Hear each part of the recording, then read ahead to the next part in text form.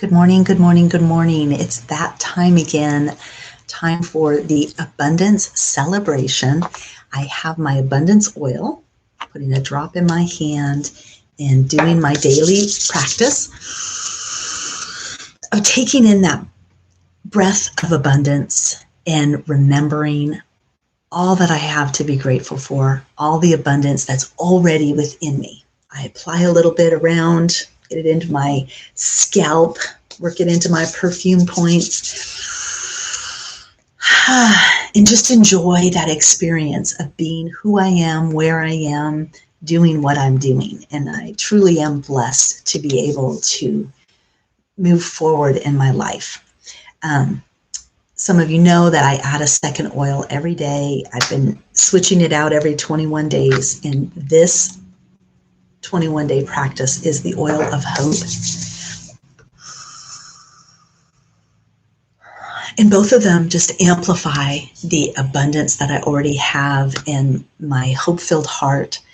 I recognized today as I was reading, Chris and I have been doing a study from a gentleman who he's a Hebrew scholar, works in a university, and wrote a book. And Chris and I read all of his book. It was this chapters of the different scriptures in the Bible, but he took them to the Hebrew word and did like a word study of the verse, explaining what the original Hebrew means and how the English translation doesn't always make sense, what they selected. But if you know the meaning of the word from the Jewish perspective of the Hebrew, it takes on this amazing experience. And he calls it like getting to know the heart of God. And so we really loved reading that book. And we did it as almost daily, going through a lesson. And so we finished the book and we were like, what are we going to do now? Well, the author does a daily blog. So now we're reading his blog every day and getting the same work as what was done in his book, but added to it. And I'm really loving that as well. So today he referenced the concept was amazing, but what he referenced was Hebrews 11:1, and you might notice I put that in the lead in to the post, and I will pull it up because for some reason I'm always blocked on memorizing scripture, but Hebrews 11:1, now faith is the substance of things hoped for. And it's interesting, just to add this in, he talks about the word hope. He says the word hope in Aramaic is sabra, which means positive imagination.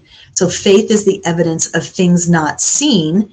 You don't see it, but you use your imagination. And